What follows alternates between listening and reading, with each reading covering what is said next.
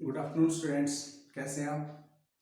आज की जो हमारी क्लास है ये 11th क्लास के लिए स्पेशल है और आज से 11th क्लास का फर्स्ट चैप्टर से हम शुरू करेंगे और बिल्कुल एंड तक जाएंगे। तो आप जितनी भी वीडियोस डलेंगी एक एक क्लास वाइज देखते जाइए, आपको हर पॉइंट समझ में आएगा।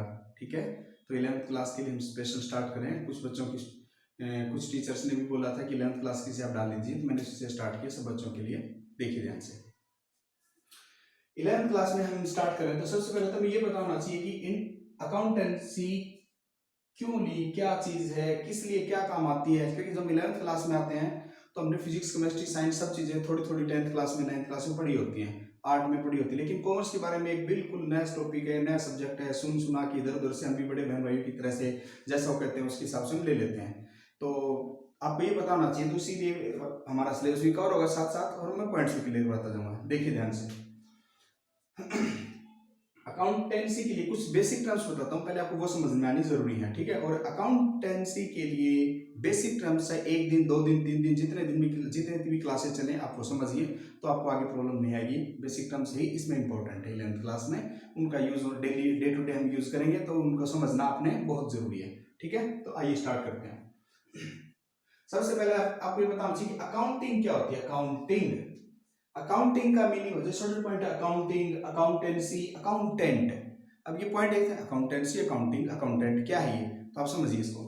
अकाउंटिंग का मतलब होता है कि जो भी कंपनीज होती हैं, जो भी पार्टनरशिप बिजनेस है, कोई किसी भी टाइप का बिजनेस है, किसी भी बिजनेस के अकाउंट जो खाते होते हैं उनको सबको लिख लेना, खाते बनाना, प्रॉफिट निकालना, लॉस निकालना और चीजों में यूज करना, ये सारे जो काम होते हैं ना, जितने काम करने के जो काम किए जाते हैं, ठीक है, कैलकुलेशन की जो की जाती है, अकाउंट बनाए जाते हैं, मेंटेन की जाती है, कैश बुक, परचेज बुक, जितने भी, इन सब को हम अकाउंटिंग बोलेंगे। इन सारे काम को अकाउंटिंग बोलेंगे। ठीक है, और ये काम करता कौन है, उसको हम बोल देंगे अकाउंटेंट। ये काम जो करता है अकाउंटिंग का काम, उसको बोलते हैं अकाउंटेंट। अब आपको ये पता होना चाहिए ये काम कैसे होएगा और ये अकाउंटेंट कैसे इस काम को करेगा।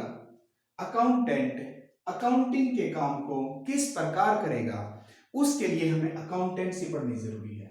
इसका मतलब ये हुआ कि अकाउंटेंसी के अंदर अकाउंटिंग कैसे की जाती है, इससे रिलेटेड इंडियन जो हमारी ICAI चार्टर्ड अकाउंटेंट जो इंस्टीट्यूट है या और कोई अथॉरिटी है, उन्होंने जो रूल रेगुलेशन जो बनाए हुए हैं वो गिवन होते हैं, वही स्टूडेंट्स को बताए जाते हैं, ताकि वो बड़ी बड़ी कंपनियों में, छोटी छोटी कंपनियों में, छोटे जैसे चाहे वैसे अपने अकाउंट्स मेंटेन करें, उनके साथ एक जैसा अकाउंट मेंटेन करें, एक जैसे रूल अप्लाई करें, ताकि वो कहीं भी जाओ, चाहे उनकी जगह कोई और आओ तो वहां प्रॉब्लम नहीं हो। ठीक है, तो क्लियर होगा तीनों का पॉइंट। नेक्स्ट पॉइंट, अब अगला क्वेश्चन हमारे दिमाग में ये आता है कि अकाउंटेंसी, ये अकाउंटिंग जो हम करते हैं क्यों करते हैं भाई, क्या जरूरत है, माल बेचा, पैसे लिए, खाए पिए, हजम, क्या जरूरत है इतना झंझट करने की। भाई हमारा मकसद ये होता है, पैसे सामान लिया, बेच दिया, पैसे कमा लिए, ठीक है, किसको क्या पड़ी, कितना खाया, कितना क्या, क्या जरूरत है। तो आपको ये समझना पड़ेगा कि अकाउंटिंग की जरूरत क्यों पड़ती है। तो उसके लिए हमें ये देखना पड़ेगा कि अकाउंट की जरूरत क्यों पड़ती है, उसके यूज करने वाले कौन है, अकाउंटिंग को यूज करने वाले कौन है, यूजर्स ऑफ अकाउंटिंग। तो उसके लिए हमारे पास, मैंने उसको 2 भागों में बांट दिया है। एक मैंने कहा इंटरनल यूजर्स, पहला पॉइंट क्या है, इंटरनल। इंटरनल का मतलब आंतरिक, एक बिजनेस हमारा उस बिजनेस के अंदर जो काम करते हैं उनको बोलेंगे आंतरिक यूजर। ठीक है, इंटरनल यूजर्स। तो कौन कौन से होंगे, ध्यान से देखिए आप। एक कंपनी में कौन काम करते हैं, या तो पैसा लगाने वाला, या एक काम करवाने वाला और एक काम करने वाला, तीन ही तो लोग होते हैं, मतलब ओनर्स, मालिक, मैनेजमेंट, ठीक है, उस काम को करवा, पूरे बिजनेस के काम को संभालने वाले लोग, और एम्प्लॉय जो रियल में फील्ड में वर्क करते हैं, जो भी रियल में किसी मशीन पे, एक अकाउंट पे, जिसका जैसा काम मिला है वो काम करते हैं, उनको हम एम्प्लॉय बोलते हैं। ठीक है, तो इसका मतलब है एक बिजनेस के अंदर, एक किसी भी बिजनेस के अंदर ये 3 तरह के लोग होते हैं बिजनेस के, जो अंदर रह के काम करते हैं। ठीक है, तो ये क्या यूज करेंगे अकाउंटिंग का, मालिक क्यों यूज करेगा अकाउंटिंग को, मालिक तो खुद तो काम करता नहीं, मालिक तो ये देखेगा, हाँ भाई लास्ट साल के एंड में, at the end of the year means 31st year को वो पूछेगा कि 31st डेट को पूछेगा, हाँ भी बताइए कि मैंने क्या कमाया है और क्या मैंने खोया है, मतलब मुझे प्रॉफिट कितना हुआ, लॉस कितना, मुझे समझाइए। तो उसको बता दिया जाएगा कि आपने कितना कमा, इसके लिए हम अकाउंटिंग करेंगे। मैनेजमेंट अकाउंटिंग क्यों करेगी, मैनेजमेंट ये देखती है कि एम्प्लॉय को हमने कितनी सैलरी देनी है, इस बिजनेस के अंदर ऑफिस को क्या रिनोवेट करवाया जाए कि नहीं करवाया जाए, कोई हॉस्पिटल स्टार्ट करवाया जाए कि नहीं करवाया जाए, कोई नया बराबर में बिल्डिंग और बनाई जाए कि नहीं बनाई, कोई नई मशीन खरीदी जाए कि नहीं खरीदी जाए। तो उसके लिए मैनेजमेंट अकाउंटिंग को देखता है पूरी। इसका मतलब है ये भी ये देखता है कि काम सही हो रहा है कि नहीं हो रहा, जितना हम चाहते उतना प्रॉफिट हो रहा है कि नहीं हो रहा, हमारे खर्चों को निकालने के लिए कितनी सेल चाहिए, सब चीजें इसमें देखेगा। तो उसके लिए अकाउंटिंग जरूरी है, इसका इंटरेस्ट है। एम्प्लॉय, अब एम्प्लॉय क्यों देखेगा अकाउंटिंग, तो एम्प्लॉय इसलिए देखेगा अकाउंटिंग, आपने कहीं कितनी बार देखा होगा नॉर्मली अपने आसपास भी कोई लोग काम करते हैं कि यार कंपनी अच्छा काम नहीं कर रही, इस कंपनी को मैं छोड़ूंगा दूसरी में जाऊंगा।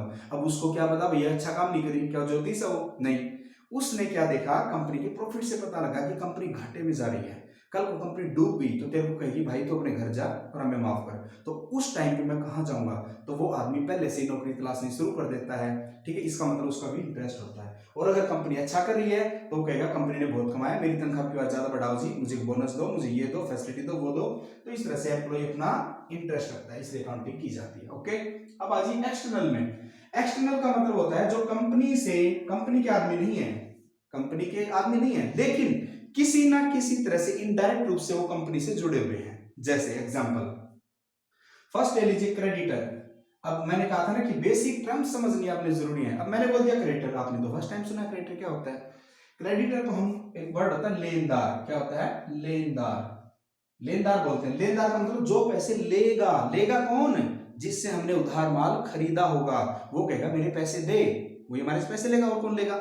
इसका मतलब है कि जिसने हमें माल उधार बेचा है उसको हम लेनदार बोलते हैं, क्रेडिटर बोलते हैं। ठीक है, तो वो आदमी देखेगा हमारे अकाउंटिंग, वो क्यों देखेगा भाई, उसको क्या पड़ी, हम उसको जाके कहते हैं भैया मेरा 10 लाख रुपए का माल दे दो मुझे, वो कहेगा तू कौन भाई, कैसे दे दूं 10 लाख का माल। तो हम देखेंगे मैं इस कंपनी से, अच्छा तो उसको दिखा कंपनी, यार ये कंपनी तो बहुत अच्छी है, इतना पैसा कमा रही है, बड़ी रेपुटेशन है मार्केट में, बहुत बड़ी कंपनी, तेरे पैसे डूबेंगे नहीं। तो इसलिए क्रेडिटर उसमें इंटरेस्ट रखता है। और अगर कोई डूबा हुआ आदमी जाके कहते मेरे को दे 10 लाख रुपए, तो क्या ये क्या मतलब हुआ भाई, तेरे को क्यों दे दूं मैं, हैं कौन है तू, तो वही बात है। ठीक है, तो ये पॉइंट है। अब नेक्स्ट पॉइंट है बैंक। बैंक भी इंटरेस्ट रखते हैं। बैंक क्यों इंटरेस्ट रखते हैं, बैंक इसलिए, बैंक को लोन देना होता है कंपनीज को, बिजनेस को, तो बैंक लोन तभी तो देगा जब उसको ये पता चले कि ये कितना कमाता है, उसमें से कमाई में से कितना ये कितनी जो इंस्टॉलमेंट है किस्त दिए लोन की दे पाएगा।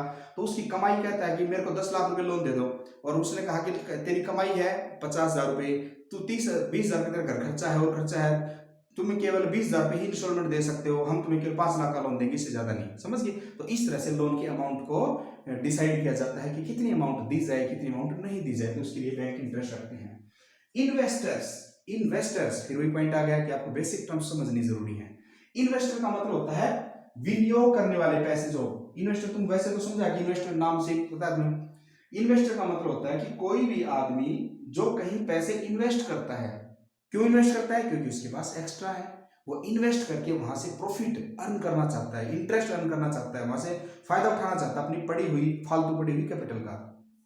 लेकिन वो आदमी भी तभी तो पैसा देगा जब उसको पता हो कि ये बिजनेस अच्छा चल रहा है, तभी उसमें पैसे लगाएगा, नहीं तो वो पैसे क्यों लगाएगा। Okay, next point, government. अब गवर्नमेंट इंटरेस्ट क्यों रखती है, गवर्नमेंट देखिए, गवर्नमेंट को अनेक प्रकार की क्या प्लानिंग करनी पड़ती है। ठीक है, कि भाई इस साल रेट, जीएसटी की रेट क्या लगाई जाए, या इस साल और किसी काम के, कि भाई मान लीजिए कई बार तुमने देखा होगा कि धान का रेट ये डिसाइड कर दिया, गेहूं का ये डिसाइड कर दिया।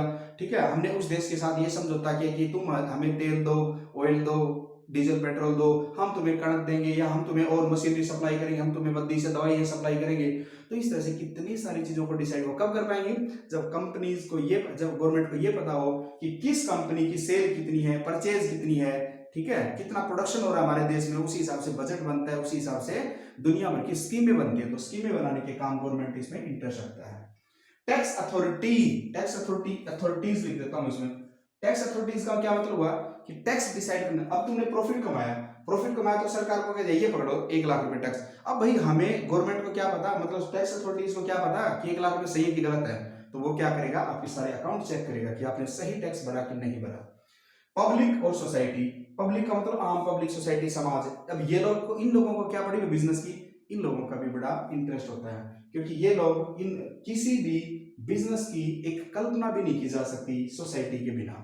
सोसाइटी में बहुत सारी चीजें आती हैं, वहाँ स्कूल कॉलेज बनाए जाएंगे, वहाँ फैसिलिटीज होगी, क्योंकि अगर एक कंपनी बनती है तो आसपास दुनिया भर का रोजगार चलता है। ठीक है। तो सोसाइटी भी इंटरेस्ट रखती है कि भाई ये कंपनी हमारे पास में बनी है, अरे इसमें तो 10,000 कर्मचारी चाहिए, हमारा भी नंबर आएगा, ठीक है, कंपनी अच्छा कमा रही है, मैं इस कंपनी में जाके इंटरव्यू दे के आता हूँ। तो इस तरह से बहुत सारी बातें हैं जो हमें देखनी होती हैं। आगे समझ में? तो ये कुछ पॉइंट्स थे। अब मैंने फिर बताया आपको बेसिक टर्म्स की एक क्लास चलेगी। इसमें बेसिक टर्म्स जब तक समझ में नहीं आएगी कुछ भी आप अकाउंटेंसी में समझ नहीं सकते। तो आप मेरी ये फर्स्ट स्टार्ट हो चुकी है। ये वीडियो लेंथ नहीं बना सकता मैं, नहीं तो मेरा भी मन है कि 20-25 मिनट की एक अच्छी वीडियो बना के आपको भेज दूं ताकि सारे पॉइंट क्लियर हो जाए, लेकिन वो हैवी हो जाती है, सेंड नहीं हो पाती, तो इसलिए प्रॉब्लम है, सॉरी। तो ये जितनी वीडियो कंटिन्यू में आप इसमें क्या है, एक क्लिक किया फिर दूसरी क्लिक कर लो, कोई फर्क थोड़ी पड़ता है, ठीक है। तो आप स्टेप बाय स्टेप समझिए। ओके, अब नेक्स्ट वीडियो में मैं बेसिक टर्म समझाऊंगा बहुत सारी, जिससे आपको सारी अकाउंटेंसी क्लियर हो जाएगी। Okay, bye.